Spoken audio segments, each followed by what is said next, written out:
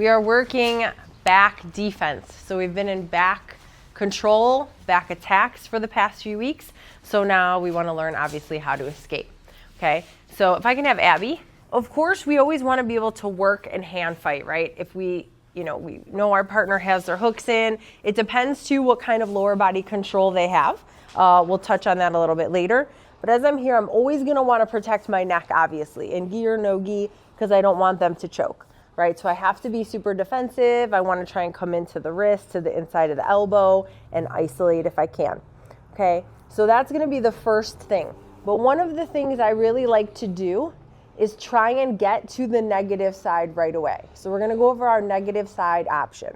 Okay, when I'm here, I'm coming in, I'm protecting, I'm lifting my shoulders up to make my neck smaller. I don't want to necessarily say just use your chin to defend, because, if she does really get over my chin, which we talked about kind of last week, I don't want a broken jaw, right? But I want to think more about making my neck small. So I come into the inside of the elbow, to the wrist, right? I'm here, and then I'm gonna fall to the negative side. So I try and force this, okay? We're gonna go over some options where you can go to the left, to the right, up and down. We'll see if we get to all of them today. But as I'm here, the first thing I wanna do is I wanna bring my head to the other side of her head. She needs to keep her head between the mat and my head. We talked about that, right? When you fall to that negative side, the underhook side. So for me, this is like the first option. I don't want to say it's an easier option, but if I can get to this side and get my head to the other side, I feel like I'm safe. So as I'm here, I'm on my toesies, right? I'm just worrying about bringing my head to the mat, and then I can start shifting my back right on top of the mat and her leg, okay?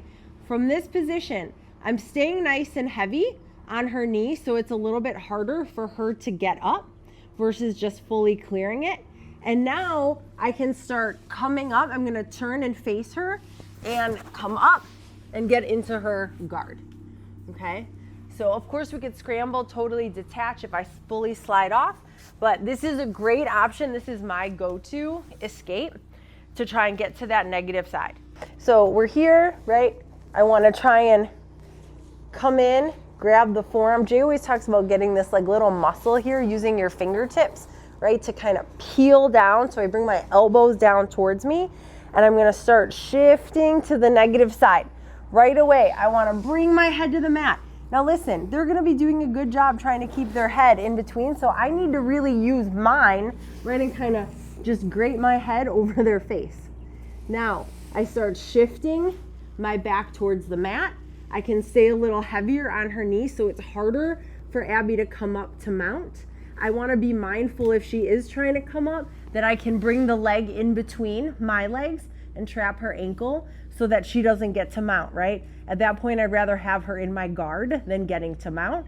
But if I can beat that, I'm just going to turn into her. I want to try and get an underhook, right? If I get an underhook and come up, I can bring my hands into the armpits, right, and start getting posture back, all that good stuff. I don't really want to be over, because I feel like she can maybe start isolating things, or going into different arm triangles, things like that. So I'm really trying to get that underhook if possible when I come up, okay? So negative side to me, I feel like is like the clearest view. Great first option to be able to get to that side and get your head to the other side, and then start getting to the mat.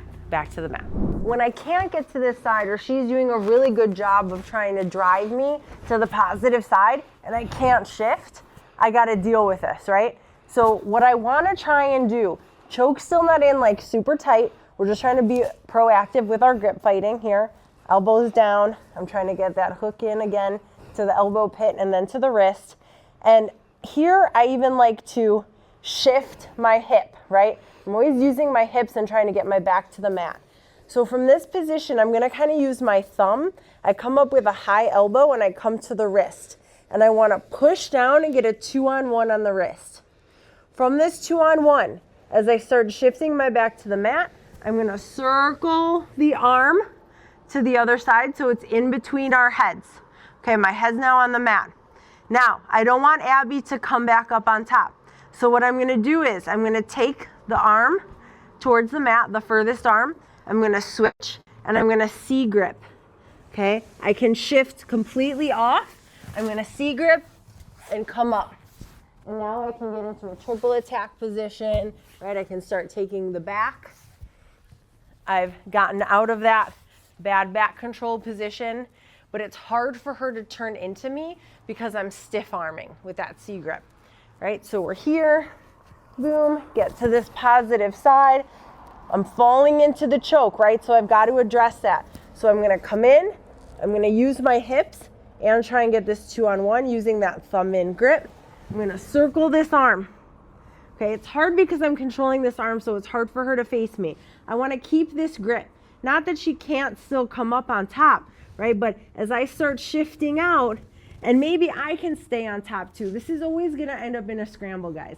It's not gonna be perfect. Like, can I get my hips off the mat and totally clear her body? Maybe. Otherwise, maybe I'm staying on top of the leg. I'm gonna push, turn her the other way, and I end up in her guard, right? If I didn't clear the leg. But I'm out of the danger area, okay? So you're gonna do the best that you can, but utilizing that arm so that I'm shifting the direction that she's like facing and stiff arming, it's really hard for her to turn back into me, right? And get on top and control the situation. So if she's got a really tight choke in, okay, the one arm choke. So what we're gonna talk about is I'm gonna try and get to this side, right? These are gonna be like last ditch efforts. I'm like, I can't come in. I'm gonna try and make some space if I can to breathe a little bit, but we fall here. Now, what I'm gonna try and do, this is option one of like a last ditch. I'm gonna try and clear the hook, right? It's gonna be kind of tricky, like bringing my arm down to not help fight. So if I can clear it with my knee, great. But otherwise, I'm gonna quickly bring my arm down. I want the bottom hook to stay in place. This is gonna help me. I'm gonna start looking towards the mat. So if I can create any space, like if I leave my head here, her elbow's under my chin, it's really tight, right? But if I can start like looking towards the mat, I can bring my hand to the mat. I start shifting my elbow to the mat and driving my shoulder in. Now I can come up right on top and I'm in top half smash, okay? This works really well in the gi too because you can grab the gi material. So we're here, she's got a really tight choke. I'm here and she's bringing me to the positive side. And I'm like, oh shit, here we go. So I'm gonna try and clear and I'm gonna flip my hips over. Normally I don't always like to do this because she can follow, but like I said, this is a last ditch effort. Usually I wanna try and get my back to the mat and face into her. So I'm here, I'm gonna start turning. I'm not going away. This is important. If I start driving away from her, she can sink this in deeper. What I'm doing is I'm trying to drive my shoulder and my head into her. So I'm kind of staying like in a cylinder, a very like tight circle. Does that make sense? Okay, so one more time. Here we go, it's really tight, taking me to the positive side. I'm gonna clear. I'm trying to look towards her shoulder. This hand comes to the mat to help me. I bring my elbow to the mat, I get to my knees, and I start driving my shoulder in. Now I can start coming in, flattening her out, putting pressure on top. But it's very hard for her to keep that choke. Especially sometimes we get stuck in just like keeping her head in the same position. Like I said, I can bring the shoulders up, but if I start like just like turning, it changes the angle and they're not as flush under the neck. So that's gonna help buy me a little time too. But I'm not like going away from her where that exposes my neck. I'm turning in, staying really tight and driving, okay? So let's give this one a shot, and if we have time, we'll look at our like real last ditch effort where we have to roll through with them, okay? 1, 2, 3. So just revisiting this one. When I fall here, she's taking me to the positive side, right? I need to try and do anything I can to prevent this choke. So create any space, hand fight any way I can, any space.